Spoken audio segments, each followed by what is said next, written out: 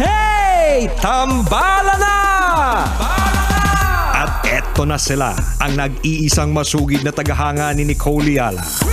Chris Chuper! Kasama ang nag-iisang diehard fan ni Chris Chuper, Nicole Yala! Dear Nicole and Chris. Dear Nicole and Chris. Dear Nicole and Chris. Dear Nicole and Chris. Magandang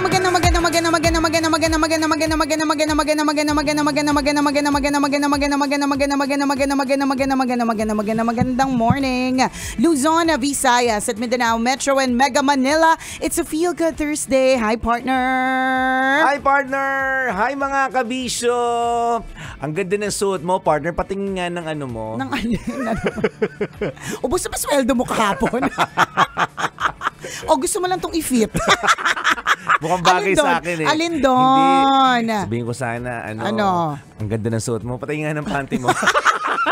Huwag kang maingay. Masyado ka namang masyado kang real talk.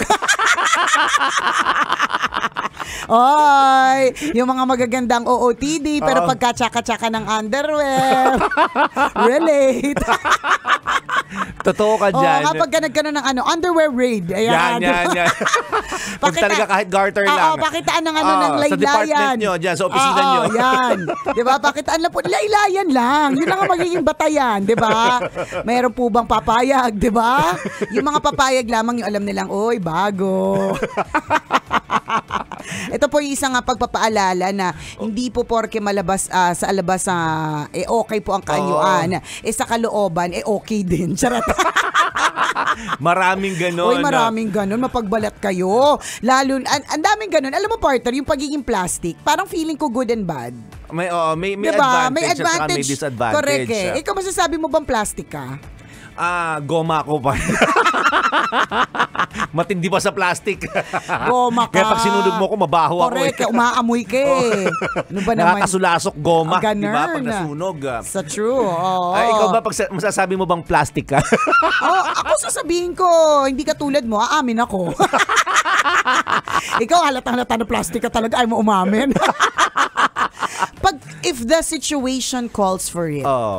Yun.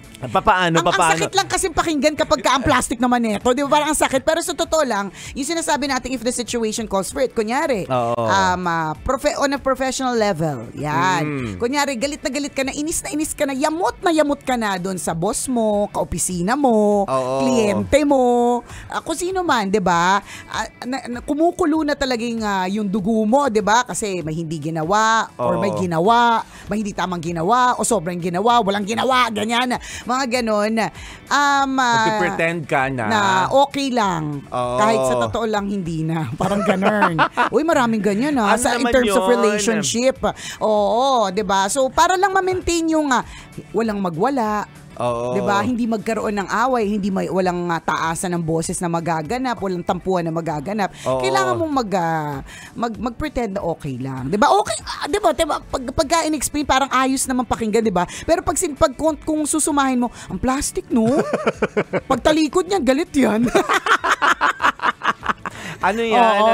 Pwede mong tawagin na medyo yung definition kasi medyo ligaw pa ng konti. Pero kung tutuusin mo, yung tinatawag na kaplastikan para sa ibang tao, sa'yo pwede mong tawagin pakikisama yun. Ayan, pwede diba, din. sa office ganun eh. Sa office ganun. Yung good thing, bad thing nga. Diba? Yes. Pero kung susumahin mo, plastic din. Diba? Yung siguro yung pagiging plastic ang exact siguro situation na pwede natin gamitin dito. Kunyari kaharap mo ako, okay ka at nakikipagtawanan ka sa akin, pero pag talikod ko, ang dami mo nang sinasabi sa akin. Yun siguro yung bad. Yes. Tama. Yun. Compared sa, kunyari sa pinagalitan ka ng boss. Correct. Tapos you're pretending to be okay. Hindi plastic ang definition nun. Hindi pala ako plastic. Kasi lagi lang ako pretending to be. Ang tawag doon respect. Mapagbalat kayo na lang. Yan. Pretending to be okay even if it's not okay. Marami din ganun Totoo. At siguro kapag sinabi mo kasi talagang plastic is, yun nga, plastic sa ibig sabihin, masaya-sayahan, ganda-gandahan, ayus-ayusan kapag ka magkaharap, di ba? Pero pag talikod, ang daming sinasabi. Parang yung mga nagbebeso-beso, di ba? Pero Kumars! Kumusta na, Mare? Di ba? Beso-beso, ganyan. pero bumubulong-bulong, di ba? Pag talikod. Hindi lang bumubulong-bulong sa sarili. Yung bulong tungkol sa kay Kumars, binubulong sa iba. Yan. Halik ni Judas, di ba? Di ba beso ni Judas, ganon. At maraming ganon. Marami din ganon. So, maging maingat. Okay din naman maging GGera minsan. Yun yung definition ko kay partner, GGera. Echosera ng taon. Ganyan. Kasi halimbawa, lalo na pag halimbawa yung kakilala. But yung you're not plastic, ha? Hindi ako plastic. Lang talaga you're just GGera. Hindi kasi minsan sasabihin, ano ka ba, may ganito tayong mga pinagsamahan dati. Tapos syempre ganito ako, oh my God! Grabe talaga yon. Ganon yung mga generic mga generic na mga mga generic na mga reaction lang para hindi halatang, oh my God, hindi talaga kita matandaan. Tapos pag nandun ako sa gilid, natatawa ako, GGera na naman to. GG na naman siya. Pretending nakakilala niya. Di ba nga recently may ganyan tayo. Ako pala, hindi ka pala kasali.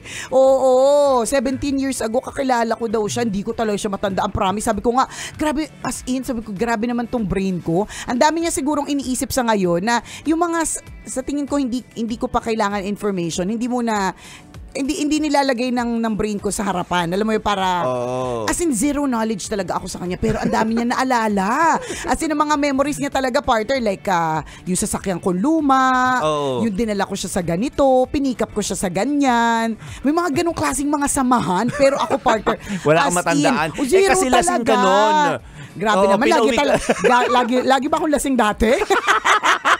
Kaya lahat hindi ko matandaan. Sige ka lang ng sige, di ba? Sama ka lang ng sama. Sa bagay. Tapos pag wala ng amat, hatid ka na nila. Yun lang natandaan mo. Hindi ako yung naghahatid at least may natandaan ka, di ba? Hindi, sabi daw nila, hindi ko na matandaan Hindi, pero talaga, although it was 17 years ago.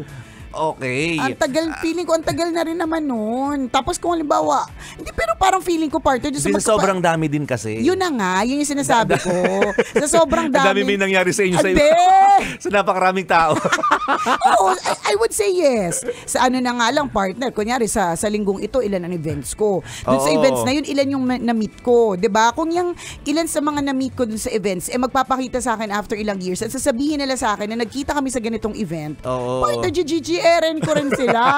Sasabihin ko, natatandaan ko, kahit sa totoo lang hindi ko na matandaan. Ngayon pa lang, yung mga nakilala ko kagabi, hindi ko matandaan Yung pa bang 17, 18 years later, di ba? Nakakatawa to si partner, kunyari sa events talaga. Nakwento na natin to ng mga nakaraang episode. Na kunyari nagkita sa event, sasabihin niya, "Huy Nicole, di ba nagkasama na tayo sa sa ganitong event?" Tapos si partner, "Yes! Uy, kumusta ka na?" Tapos beso-beso, yan. Diba? Tapos chika-chika, tapos hyper na hyper yung yung energy level nila. Akala mo talaga BFF. Kasi baka naman BFF kami dati, di ba? Pag talikod, pag alis, sasabihin ko, partner, sino na nga siya?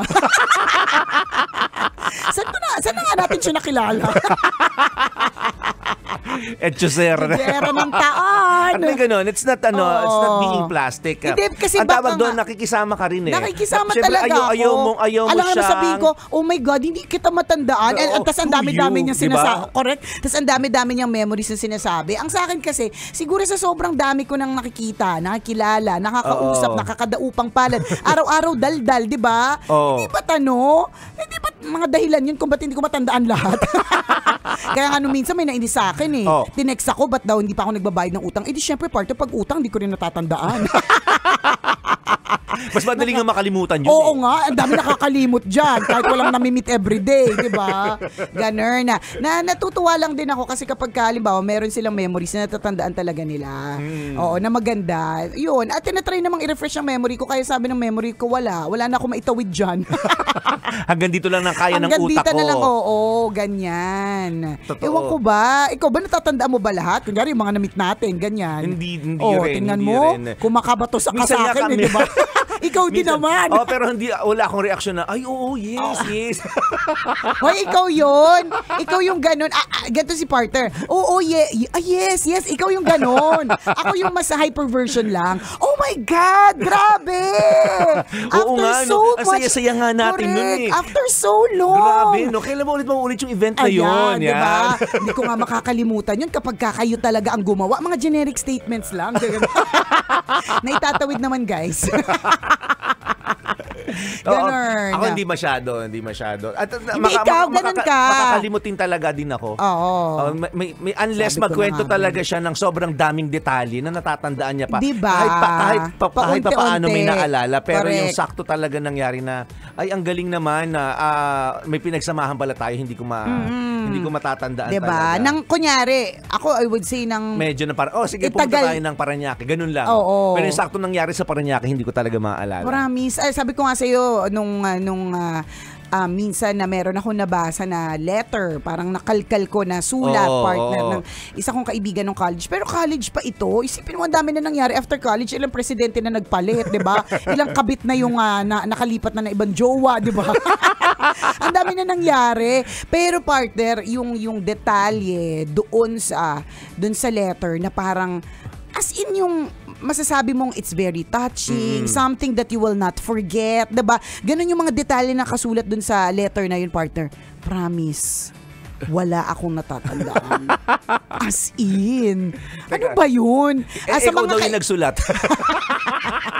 Yung letter na yun. Minsan din naman, partner, kapag nakakakalkal ako ng mga ganyan, tapos halimbawa, mga nasulat ko mga bagay-bagay, captions, letters, speech, ganyan. Minsan isip ko talaga, sinulat ko to. Ano?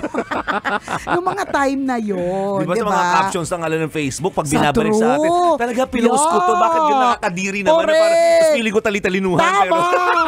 Pero nakakadiri, di ba? Nakakadiri. Isang magandang example din dito na parang nagugulat tayo sa eksena ng grabe, no, ganito na ba tayo makakalimutin? May pumunta po dito sa amin minsan at ang dami niya ng kinuwento doon sa experience na yun. Ako naalala ko naman yung ilang detalye pero hindi yung buong buo. Na nanood daw tayo ng concert, partner. Tapos inihatid ka namin sa Mandaluyong. Totoo naman, taga Mandaluyong ka naman dati. Pavilion 8, Ward 11. Doon nagaganap yung turukan mo dati. Doon, partner. Diba? Gamutin na yan, ganon. At nung kinikwento ito nung kakilala namin, detalyado, wala akong matandaan. Medyo kinonfirm lang namin kasi taga Mandaluyong naman talaga si Nicole that time. Tapos yung nanood ng concert, paano tayo nagkita-kita? Wala akong matandaan. Pero kumain ba tayo bago doon? Or yes. nagsasunduan ba, ganyan? Oo. May bisita kaming ganyan dito. Na parang, nanood tayo ng concert tayong tatlo. Oo, parang, talaga ba? Naging tropa pala tayo dati. Pati di namin matanda na tropa tayo. Or siguro, partner, nung araw, kaladkarin lang tayo. Sama lang tayo ng sama. Totoo kasi, hindi ko talaga siya matandaan na parang, nagkaroon, yung pagkwento niya na nanood kami ng concert, sino bang isasama mo sa concert, 'di ba? Ang isasama mo sa concert talagang tropa mo. Talagang hindi ko alam kung siya nag-invite, tayo nag-invite, pero malamang kasi kilala natin yung artist na nag-perform. O sino nag-invite tayo? Wala nga ako matanda. Ano ba yun? Yung mga ganun eksena na matatawa ka sa sarili mo na bakit ganun? Wala kami matandaan. Sa true. Diba? Kakilala namin yung nag-perform, so malamang sa amin nanggaling yung tickets. Parang ganun. Or di naman kaya wala talaga, zero memory. O kaya bumili siya, baka madami siyang binili. Kaya namin kinaibigan. Tapos binabahagi na lang kami ng tickets. Parang ganon, ambunan. Di ba parang nabanggit niya, baka nag-iinuman pa daw tayo after. Tingnan mo, nag-inom pa tayo. Tapos hindi talaga namin matandaan ni partner. As in, pero syempre. Pero tanda mo na nanood ka ng concert. Ng concert ng artist na yon. Hindi talaga. Ako natandaan ko naman. Pero hindi ko talaga matanda na tatlo tayo magkakasama. Okay, ganito ha. Una sa lahat, manonood ba kami ng concert ni partner na kaming dalawa? Hindi namin gagawin yun. Oo. Kasi bakit kami manonood ng concert kaming dalawa at kaming dalawa lang? Una. Pangalawa, kung meron kaming isa kasama na isa lang. Oo. So, ibig sabihin, sobrang common friend namin ito. Oo. 'Di ba? Kasi if ever manonood kami ni partner ng concert na magkasama kami, for sure may kasama siya, may kasama din ako. Oo. Pero yung may isa lang kaming kasama na common friend namin, na tropa namin, na hinatid pa ako sa Mandaluyong, na nag-inom pa kami pagkatapos, zero. As wala in, ako matandaan, ako wala talaga ako matandaan as in. Sobra. Ilang years ago lang daw yun. Correct. Parang early 2000, parang 2007, mga ganun.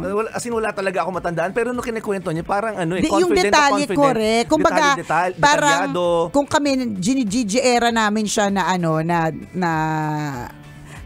dog show po ang labanan ka nung time na yun. Nagkaroon po ng iba't ibang uri ng dog show.